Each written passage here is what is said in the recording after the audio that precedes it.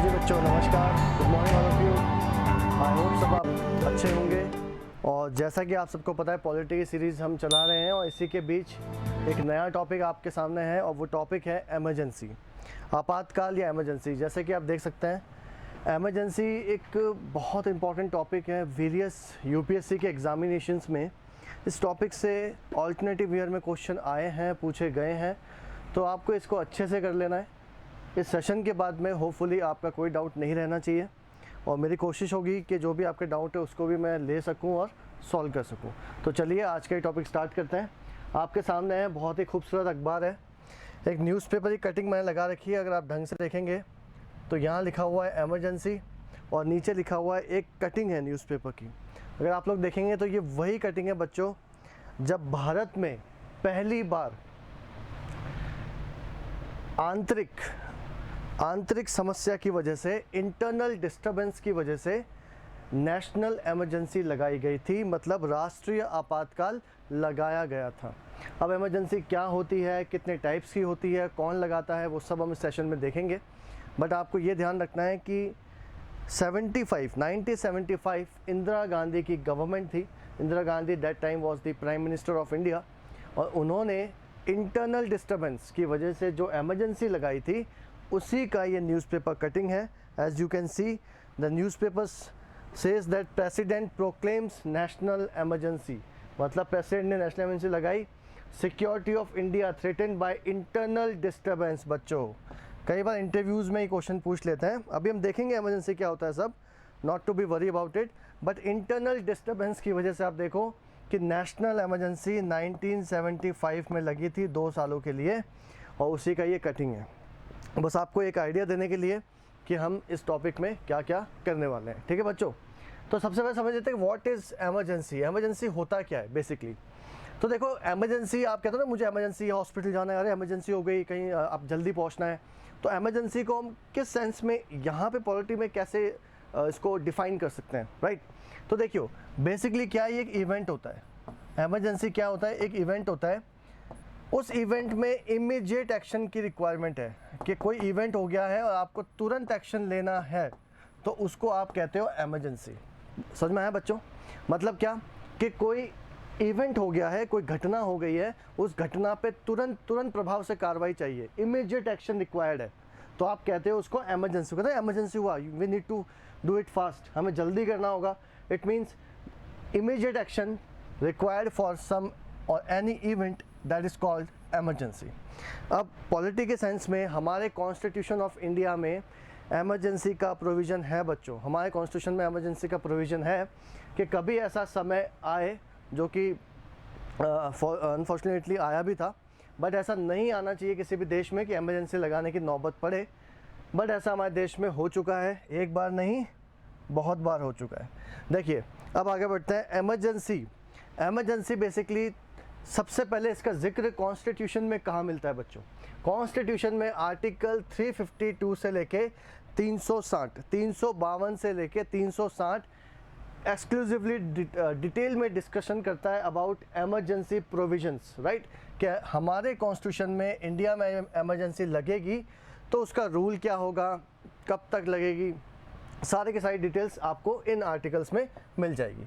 दूसरी बात, कौन से पार्ट में मेंशन है कॉन्स्टिट्यूशन के, तो आप देख लो कौन सा पार्ट हो गया बच्चों, ये पार्ट 18। पार्ट 18 में आपको ये मेंशन है सारा का सारा, एज यू कैन सी।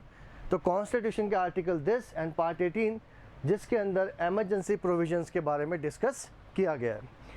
अब देखते हैं सबसे पहले एमरजेंसी कितने टाइप की। बच्चों, एमरजेंसी होती है 3 टाइप की। 3 टाइप की एमरजेंसी का जिक्र हमारे संविधान, हमारे कॉन्स्टिट्यूशन में किया गया है। सबसे पहले होती है नेशनल इमरजेंसी या राष्ट्रीय आपातकाल, और ये इसके लिए आर्टिकल 352 है। 352 के under president national emergency declare करते हैं या नेशनल इमरजेंसी लगा सकते हैं। अभी हम डिटेल में बाद में चर्चा करेंगे इस पर। सेकेंड होती है कॉन्स्टिट्यूशनल इमरजेंसी, जिसको आपने इस नाम से तो कभी शायद ही सुना होगा। आपने सुना होगा प्रेसिडेंट रूल, राष्ट्रपति शासन, प्रेसिडेंट रूल, राइट बच्चों। बट कॉन्स्टिट्यूशनल इमरजेंसी भी प्रेसिडेंट रूल को ही कहते हैं बच्चों। इसको स्टेट इमरजेंसी भी कहते हैं बच्चों। ध्यान रखना, एग्जाम में क्वेश्चन आएगा, not to be forget. Constitutional emergency state emergency या फिर प्रेसिडेंट रूल, सब के सब चीज़ें एक ही हैं अंडर आर्टिकल 356। 356 के अंडर ये प्रेसिडेंट रूल या कॉन्स्टिट्यूशनल इमरजेंसी लगाई जा सकती है। आखिरी बच्चों है फाइनेंशियल इमरजेंसी, वित्तीय आपातकाल। जब कभी फाइनेंशियली कोई ऐसी प्रॉब्लम आई है देश के ऊपर, जब लग रहा है कि फाइनेंशियली हम अनस्टेबल होने वाले हैं या हो चुके हैं, दोनों ठीक है। अगर राष्ट्रपति को लगता है कि होने वाले हैं तो भी लगाई जा सकती है, हो चुके हैं तो भी लगाई जा सकती है। तो ये प्रिकॉशनरी भी लगाई जा सकती है और होने के बाद भी लगाई जा सकती है। तीनों के केस में यही है, कभी भी लगाई जा सकती है। आर्टिकल ध्यान रखना, आपको याद रखना है, 4 का गैप है आर्टिकल्स में, 352, 56 एंड 360, राइट। सो एक याद कर लीजिए, बाकी सब आपको अपने आप याद हो जाएंगे। तो बच्चों कितने टाइप की इमरजेंसी हुई, कोई भी आपसे पूछे आपको कहना है 3 टाइप की, नेशनल, प्रेसिडेंट रूल या कॉन्स्टिट्यूशनल या फिर फाइनेंशियल इमरजेंसी अंडर आर्टिकल 360। ठीक है बच्चों, अब चलिए आगे। तो आप एक चीज़ तो आपको बताना भूल गया, यहाँ देखो एक और न्यूज़पेपर की कटिंग है बच्चों अच्छी सी, यहाँ लिखा हुआ है national emergency, censorship impose. Censorship मतलब किसी भी चीज़ को रोक देना, सेंसर कर देना, ठीक है, उसको कंट्रोल कर लेना। पीएम एक्सप्लेन एक्शन, प्रधानमंत्री ने बताया कि क्यों हमें उस समय नेशनल इमरजेंसी 1975 में लगानी पड़ी। ये बस आपकी जानकारी के लिए, nothing much to do with the educational purpose. Now सबसे पहले एक एक करके हम इमरजेंसी को डिस्कस करेंगे। आपके सामने है सबसे पहले नेशनल इमरजेंसी। बच्चों नेशनल इमरजेंसी मतलब राष्ट्रीय आपातकाल। जो हिंदी मीडियम से बच्चे हैं वो भी आप यहाँ पे जान सकते हैं। तो नेशनल इमरजेंसी मतलब क्या हो गया, राष्ट्रीय आपातकाल। अब राष्ट्रीय आपातकाल मतलब नेशनल लेवल पे emergency. National emergency means what, national level पे इमरजेंसी। अब नेशनल इमरजेंसी का यूज़ मैं बच्चों सबसे पहले आपको बताऊं कि कई बार भारत के आज़ादी के 70 सालों या 75 सालों के इतिहास में किया गया। मुख्यतः आपने देखा होगा कि 1975 में इस इमरजेंसी का यूज़ इंदिरा गांधी ने किया था। लगभग 1977 तक वो इमरजेंसी चली थी, 2 साल, राइट। काफ़ी सारी चीज़ें हुई उसमें, काफ़ी लीडर्स को अरेस्ट किया गया, पूरा इंटरनल डिस्टर्बेंस चल रहा था, दंगे फसाद, प्रोटेस्ट, मतलब अनस्टेबल था इंडिया। आप ये कह सकते हैं कि इंडिया उस समय क्या था, अनस्टेबल था। तो पहली बात कि नेशनल इमरजेंसी का आर्टिकल कौन सा है बच्चों, 352। अब देखो यहाँ पे क्या लिखा हुआ है कि under article 352 president national emergency लगाते हैं। पहला क्वेश्चन एग्जाम के लिए इंपॉर्टेंट कि कौन इम्पोज करता है नेशनल इमरजेंसी। ये पावर मिली है प्रेसिडेंट को। प्रेसिडेंट इम्पोज कर सकते हैं, क्या अपनी इच्छा अनुसार कर सकते हैं? नहीं, वो मैं आपको आगे बताऊंगा। आपने पहले भी मैंने आपको पढ़ाया था, प्रेसिडेंट कोई भी काम अपनी इच्छा से या अपने डिस्क्रिशन से नहीं करते, उनको एडवाइस माननी पड़ती है council of minister headed by prime minister. मंत्री परिषद जिसके मुखिया प्रधानमंत्री होते हैं, उनकी सलाह पर ही राष्ट्रपति राष्ट्रीय आपातकाल लगाता है। आया बच्चों समझ में? फिर रिपीट करता हूँ, नेशनल इमरजेंसी लगाता है प्रेसिडेंट, पर किसकी सलाह पे, किसकी एडवाइस पे? तो आपको ध्यान रखना है प्रेसिडेंट जो ये काम करता है बच्चों, वो council of minister headed by prime minister की एडवाइस पे करेगा। मतलब इनडायरेक्टली देखा जाए तो इमरजेंसी कौन लगा रहा है, गवर्नमेंट लगा रही है, गवर्नमेंट के पास पावर है। गवर्नमेंट ने प्रेसिडेंट को बोला, प्रेसिडेंट ने 352 यूज़ करके नेशनल इमरजेंसी लगा दी, जिसको हम राष्ट्रीय आपातकाल भी कहते हैं। ठीक है भैया, अब आपका अगला सवाल होगा, सर इन्होंने लगा तो दी पर क्यों लगाई, हमें यही जानना है, क्यों, वाई, क्या ज़रूरत पड़ी ऐसी कि इतना बड़ा कदम जिसको नहीं उठाना चाहिए, जिसको संविधान सभा में भी क्या था, कहा गया था कि ये लास्ट ऑप्शन होना चाहिए, लास्ट रिसोर्ट होना चाहिए, तो ऐसा काम हम क्यों करेंगे, सामान्यतः तो नहीं करना चाहिए। तो बच्चों कॉन्स्टिट्यूशन में लिखा है कि ऐसा आप 3 कंडीशन में कर सकते हो। कितनी कंडीशन में? 3 कंडीशन में। अगर आपका देश किसी देश के साथ में लड़ाई में हो या वॉर में हो, if we are in a war with neighbouring country और एनी अदर कंट्री, और तब हमको लग रहा है कि अगर हमें सिचुएशन को कंट्रोल करना है, देश को एकजुट रखना है, तो हमें कई बार इमरजेंसी का सहारा लेना पड़ जाता है। क्यों? क्योंकि उस समय पावर सेंट्रल गवर्नमेंट के पास ज़्यादा चाहिए या ज़्यादा चली जाती है, अभी मैं बताऊंगा आपको। तो पहला केस क्या हुआ, अगर हम वॉर में है तो नेशनल इमरजेंसी लगाएंगे, बिल्कुल ठीक बात है। दूसरा है एक्सटर्नल एग्रेशन, ठीक है। एक्सटर्नल एग्रेशन मतलब कि छुटपुट घटनाएं जो होती हैं, किसी देश के बीच में झड़प हो रही है, या एक्सटर्नली हमें लग रहा है कि कोई हमको मिलिट्रीली नहीं, टेक्निकली या और किसी वे से नुकसान पहुंचा सकता है हमारे देश को, अगर हमें ये फील होता है तो भी हम नेशनल इमरजेंसी लगाई जा सकते हैं। ध्यान रखना बच्चों, ये एक्सटर्नल एग्रेशन कहीं डिफाइन नहीं है कि एक्सटर्नल एग्रेशन कॉन्स्टिट्यूशन में डिफाइन है कि एक्सटर्नल एग्रेशन होता क्या है, नहीं डिफाइन नहीं है ये, ध्यान रखना बच्चों। उसके बाद तीसरा है आर्म्ड रेबेलियन। आर्म्ड रेबेलियन का क्या मतलब हुआ, ध्यान रखना, आर्मी की बात नहीं हो रही कि आर्मी ने विद्रोह कर दिया है, उसकी बात नहीं हो रही बच्चों। आर्म्ड रेबेलियन का मतलब होता है, आर्म्ड वो लोग होते हैं जिनके पास में होता है हथियार। क्या होता है, हथियार। रिबेल मतलब विद्रोह। तो ऐसे भारत में ही, भारत के कोई देश, कोई समुदाय के लोग, कोई भारत के ही नागरिक अगर किसी बात को लेकर हथियार उठा ले, आर्म रिबेल करने लग जाए, आर्म रिबेलियन हो जाए, वो आर्म्ड मतलब उनके पास हथियारों से लेस हैं, वो उनके पास हथियार हैं, तो बच्चों आपको ध्यान रखना है कि उस केस में भी भारत सरकार वहाँ पे उस एरिया में या पूरे देश में कहीं पे भी इमरजेंसी लगा सकती है। जी हाँ बच्चों, इमरजेंसी पूरे देश में भी लग सकती है, ध्यान से सुनना, या देश के किसी राज्य में लग सकती है, किसी डिस्ट्रिक्ट में, किसी टुकड़े में, किसी शहर में, कहीं भी लग सकती है, ज़रूरी नहीं कि पूरे इंडिया में लगे।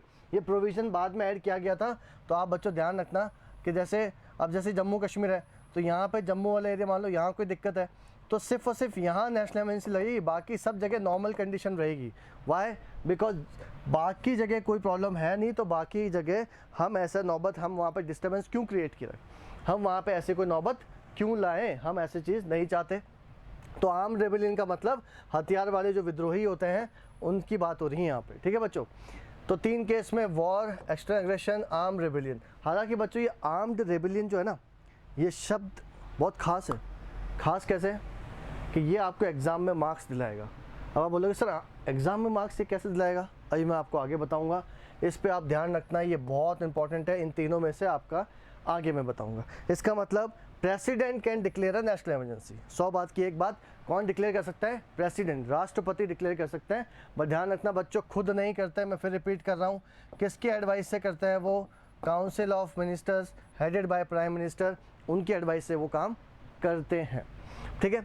अब एक और टर्म आती है कि सर ठीक है नेशनल इमरजेंसी डिक्लेयर कर दी, कौन करता है वो समझ में आ गया, किस ग्राउंड पे करते हैं वो समझ में आ गया।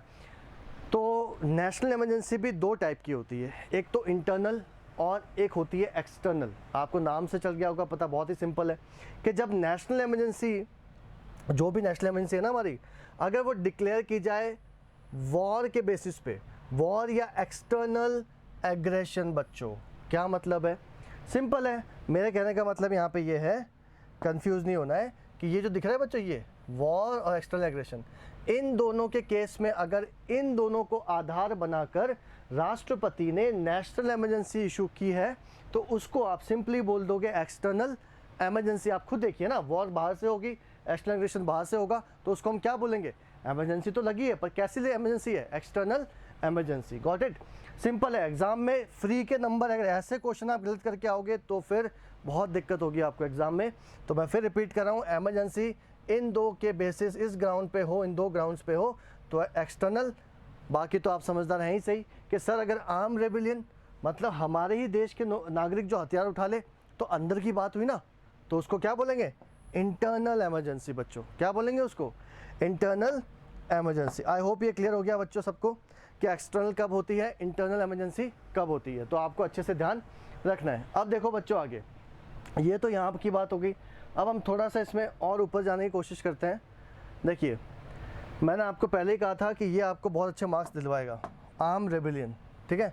अब ये क्या है, कह रहा है कि आर्म रेबेलियन जो शब्द आप देखते हो ना, ये तीसरा ग्राउंड था, याद है, इमरजेंसी लगाने का 3rd ग्राउंड था आर्म रेबेलियन, हथियार वाले विद्रोही। तो वो जो है पहले हमारे कॉन्स्टिट्यूशन में मेंशन नहीं था बच्चों, यही एग्ज़ाम में पूछेंगे, ध्यान रखना। ये शब्द कॉन्स्टिट्यूशन में नहीं था, ये नहीं था, ये तो मजबूर किया किसने, ये डालने के लिए मजबूर किया इंदिरा गांधी की गवर्नमेंट ने। क्यों ऐसा किया उन्होंने, याद करो बच्चों, अभी मैं आपको ले जाता हूँ। देखो क्या लिखा हुआ है, याद है पहली स्लाइड, कि एमरजेंसी प्रेसिडेंट ने लगाई थी 75 में, 1975 की एमरजेंसी की बात कर रहा हूँ बच्चों। और उसका किस ग्राउंड पे लगाई थी? इंटरनल डिस्टर्बेंस के अंदर, भारत के अंदर कुछ डिस्टर्बेंस चल रहा है, इस वजह से एमरजेंसी लगा दी। बाद में इस एमरजेंसी का बहुत ज़्यादा मिसयूज़ हुआ बच्चों, ज़बरदस्त तरीके से, पॉलिटिकल तरीके से इसका मिसयूज़ हुआ, इसका बहुत क्रिटिसिज्म हुआ, आलोचनाएं हुई। इनके जो उस समय जो रूलिंग पार्टी थी, रूलिंग गवर्नमेंट थी, उसने अपोजिशन पार्टी के लीडर्स को अरेस्ट कराया, उनको मरवाया, right. There are many incidents, right. और इनका बहुत क्रिटिसिज्म होता है। इसलिए क्यों होता है? क्योंकि इन्होंने नेशनल एमरजेंसी लगाने का बेस क्या बनाया था? Internal disturbance. तो जब इंदिरा गांधी की सरकार, अब आपको थोड़ा सा यहाँ पे इतना अच्छे से ये टॉपिक क्लियर होगा कि आपको कोई नंबर बिल्कुल कटने वाली बात है नहीं। अब देखो 1975 सरकार किसकी है? इंदिरा गांधी की। और इंदिरा गांधी की गवर्नमेंट के टाइम पे ये नेशनल एमरजेंसी लगाई जाती है बच्चों। नेशनल एमरजेंसी लगाई जाती है किस बेसिस पे? तो ध्यान रखना, इंटरनल डिस्टर्बेंस। उस समय आधार क्या बनाया था? आंतरिक, इंटरनल डिस्टर्बेंस, ठीक है। ये इंदिरा गांधी के टाइम पे हुआ। क्या हुआ इंदिरा गांधी के टाइम पे? कि आंतरिक डिस्टर्बेंस को आधार बनाया कि भाई आंतरिक डिस्टर्बेंस जो है उसकी वजह से ये हुआ है सारा। तो इसका मतलब क्या हुआ बच्चों कि इंदिरा गांधी ने जो एमरजेंसी लगाई थी बच्चों, वो किस बेसिस पे लगाई थी? Internal disturbance. ध्यान रखना बच्चों, 1978 77 तक चली एमरजेंसी, 77 तक चली एमरजेंसी बच्चों, सबको याद दिख रहा है यहाँ पे साफ साफ। 2 साल में चलती है एमरजेंसी के बाद इंदिरा गांधी कहती है कि मैं तो इलेक्शन करवाऊंगी, लो भैया मैं तो दोबारा इलेक्शन करवाऊंगी। इलेक्शन हुए, इंदिरा गांधी हार गई। इंदिरा गांधी की लोकसभा के इलेक्शन में ज़बरदस्त हार हुई। क्यों हुई? क्योंकि एमरजेंसी को लोगों ने पसंद नहीं किया। और 1978 में सरकार आती है मोरारजी देसाई की। ध्यान रखना, ये प्रधानमंत्री बनता है मोरारजी देसाई। और बनते ही सबसे पहले ये क्या काम करते हैं बच्चों? ये कहते हैं कि एमरजेंसी का भयंकर मिसयूज़ हुआ। इसका मतलब सबसे पहले कुछ करना है तो नेशनल एमरजेंसी का चैप्टर जो कॉन्स्टिट्यूशन में है उसमें चेंज करना पड़ेगा, क्योंकि उसका मिसयूज़ हुआ है। दोबारा ऐसा ना हो, दोबारा कोई पार्टी सरकार में आए, कोई भी गवर्नमेंट आए भविष्य में, तो वो इस तरह से मिसयूज़ ना कर पाए नेशनल एमरजेंसी का। इसका मतलब उन्होंने क्या किया? उन्होंने 44th अमेंडमेंट किया कॉन्स्टिट्यूशन में। कॉन्स्टिट्यूशन में मोरारजी देसाई की सरकार 48 अमेंडमेंट लेके आई, 44th। इस अमेंडमेंट में सबसे पहले इन्होंने बोला, क्या बोला बच्चों? अब आ जाओ, अब आपको समझ में आएगा। अगर ये कहानी समझ में आ गई तो अब आपको ये अच्छे से समझ में आएगा। देखिए इस अमेंडमेंट में क्या बोला गया। इस अमेंडमेंट में मोरारजी देसाई ने बोला कि भैया जो इंटरनल डिस्टर्बेंस था ना, जिस बेसिस पे ये लगाई थी इमरजेंसी इंदिरा गांधी ने, इस शब्द को ही कॉन्स्टिट्यूशन से हटा दो। मतलब मोरारजी देसाई ने आते ही क्या बोला कि इंटरनल डिस्टर्बेंस के बेसिस पे इंदिरा गांधी गवर्नमेंट ने जो एमरजेंसी लगाई है उस शब्द को हटा दो। क्यों हटा दो? क्योंकि इंटरनल डिस्टर्बेंस डिफाइन नहीं है कि किसको इंटरनल डिस्टर्बेंस बोलोगे आप।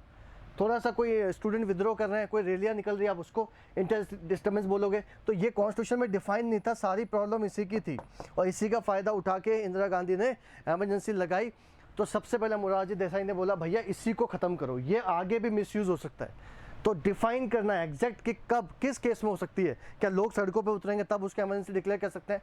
ये गलत बात है। वो अधिकार है, कॉन्स्टिट्यूशन, हमारे यहाँ डेमोक्रेसी है, तो वो सब नहीं होना चाहिए। तो इन्होंने बोला भैया, मोरारजी देसाई ने कहा टाटा बाय बाय कि भैया इसको तो हटाना ही है, ये ख़त्म। अब बोलोगे सर ये ख़त्म तो फिर हमारे ग्राउंड तो तीन थे, 2 ही रह जाते हैं। नहीं, मोरारजी देसाई ने बोला बेटा तुम्हारी पढ़ाई का भी ध्यान रखूँगा मैं, ऐसा बोला उन्होंने, राइट। और क्या बोला उन्होंने कि उन्होंने इंटरनल डिस्टर्बेंस की जगह एक नया शब्द जोड़ा, आर्म्ड रेबेलियन। अब आया बच्चों समझ में? इंटरनल डिस्टर्बेंस की जगह उन्होंने एक नया शब्द जोड़ा, आर्म्ड रेबेलियन। क्या? कि हथियारबंद विद्रोही। अगर ऐसा कुछ भारत के अंदर हो रहा है, भारत की सीमाओं में ऐसा कुछ हो रहा है, आर्म्ड रेबेलियन, तब ही केवल उसी केस में नेशनल एमरजेंसी लगाई जा सकती है। बाकी वॉर और एक्सटर्नल एग्रेशन तो बाहर की बात है। इंटरनल डिस्टर्बेंस को अब आधार नहीं बनाया जाएगा। अब आधार किसको बनाया जाएगा? Arm rebellion. इसलिए उसके बाद से कभी भी आज तक एमरजेंसी नहीं लगी भारत में।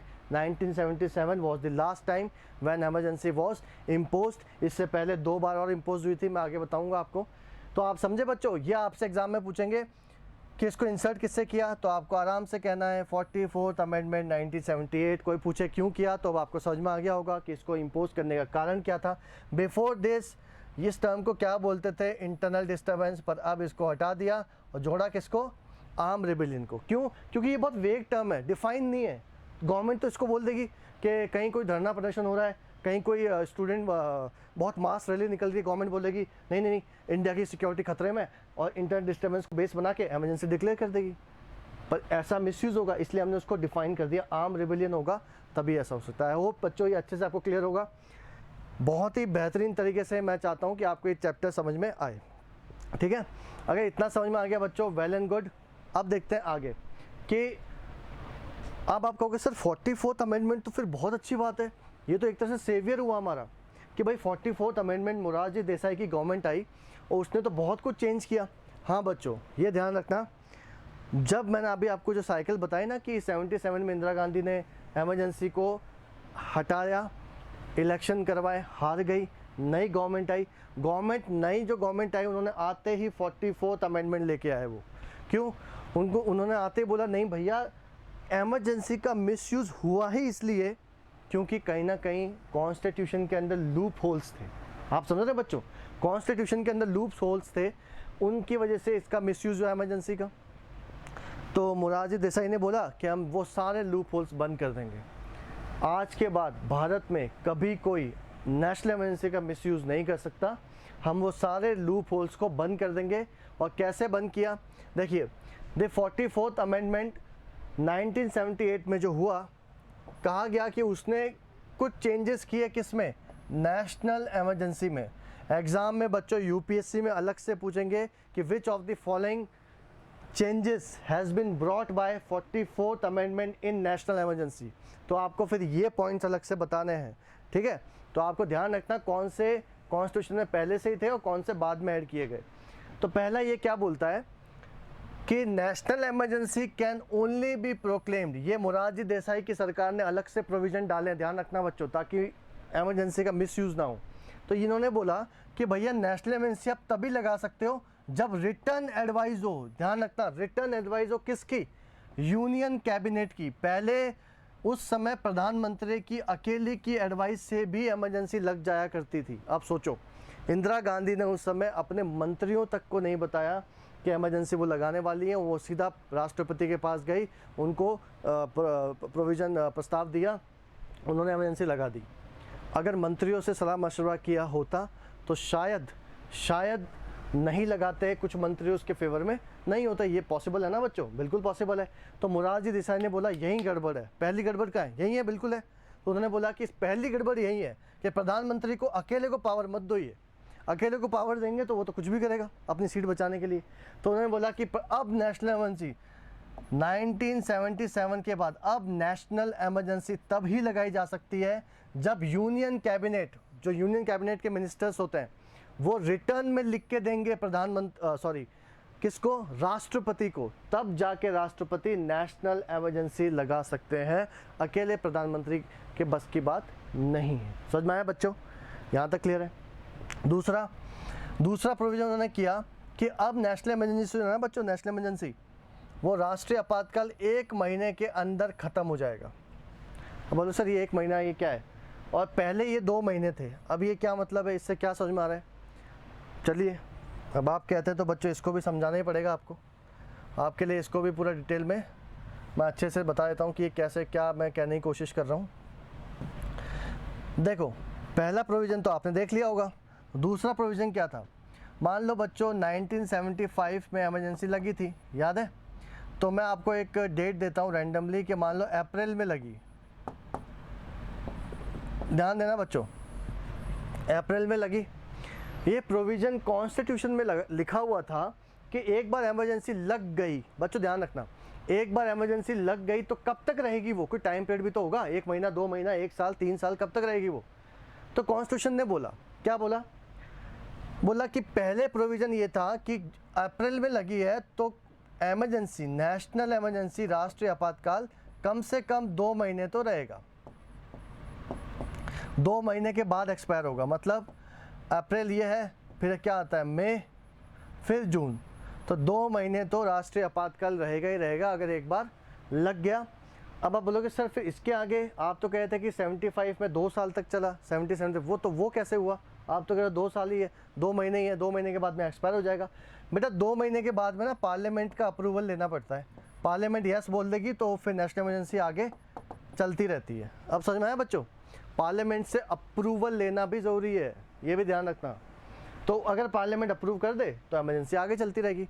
मोरारजी देसाई ने बोला नहीं भैया ये तो खतरनाक बात है, मैं नहीं मान रहा इसको। उन्होंने बोला भैया ये तो खतरनाक बात है, 2 महीने तक तो पता नहीं कितनों के हाथ पैर टूट जाएंगे, बात समझ में आया, कितनों की मरम्मत हो जाएगी, तो 2 महीने का रिस्क नहीं ले सकते अपन। इन्होंने बोला मैं 2 महीने को कम करके करता हूँ कितना, 1 महीना। अब आया समझ में कि अब इमरजेंसी जब भी लगे 1 महीने के अंदर अंदर पार्लियामेंट का अप्रूवल चाहिए। अगर पार्लियामेंट ने अप्रूव नहीं किया तो 1 महीने बाद ख़त्म, नेशनल इमरजेंसी ख़त्म। पहले कितना, 2 महीने के बाद, या आप दोनों चीज़ कह सकते हो कि 2 महीने के बाद इमरजेंसी ख़त्म हो रही है, ये भी कह सकते हो, या फिर आप ये भी कह सकते हो कि 2 महीने के अंदर अंदर पार्लियामेंट का अप्रूवल लेना है। दोनों बातें आप कह सकते हो, ठीक है। इसका मतलब क्या है, आप देखिए इसका मतलब आप क्या समझे। देखो बच्चों कि आप मोरारजी देसाई ने उसको कितना कर दिया, 1 महीने कर दिया, इसलिए ये पॉइंट यहाँ पे आया है बच्चों। देखो क्या, अब आप समझ गए होंगे, इसलिए ये पॉइंट आपके सामने आया कि Morarji Desai national emergency expire 1 month from its issue, 1 महीने के अंदर खत्म हो जाएगी। पहले कितना, 2 महीना। अब चलो आगे चलते हैं।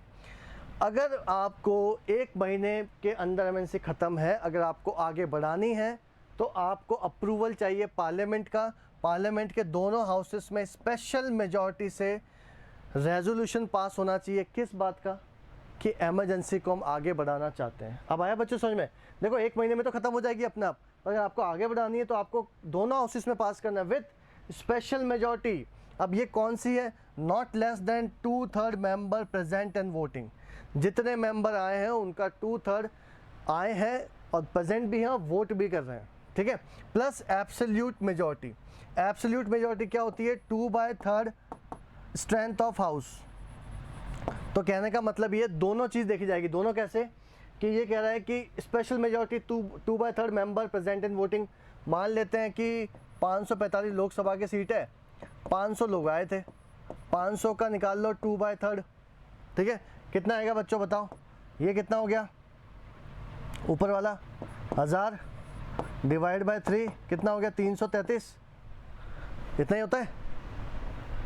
तो 333 आप निकाल लोगे। इसके बाद में आप देखिए ये तो हो गया 333।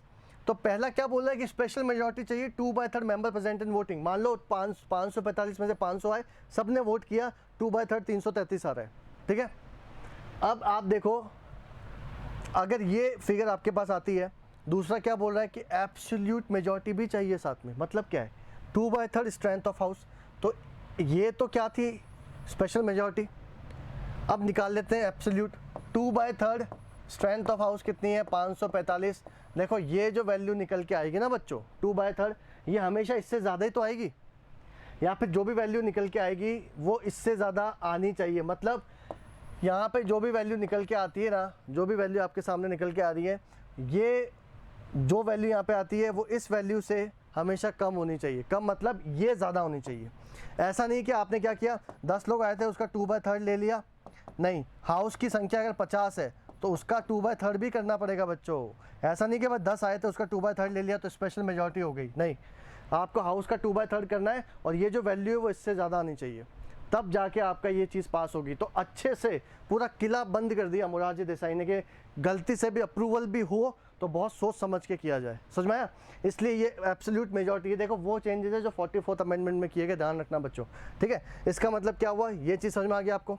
दोनों हाउसेस से पास होना चाहिए, बोथ द हाउसेस। ये भी कर दिया उन्होंने कि भाई एक हाउस से काम नहीं चलेगा कि लोकसभा में आप कर दो। अब सवाल आएगा सर, कई बार तो हमने ये भी देखा है कि कोई ऐसी परिस्थिति हुई जब इमरजेंसी लग गई है, लोकसभा डिसॉल्व है, लोकसभा को भंग किया हुआ है राष्ट्रपति ने, तब क्या करेंगे।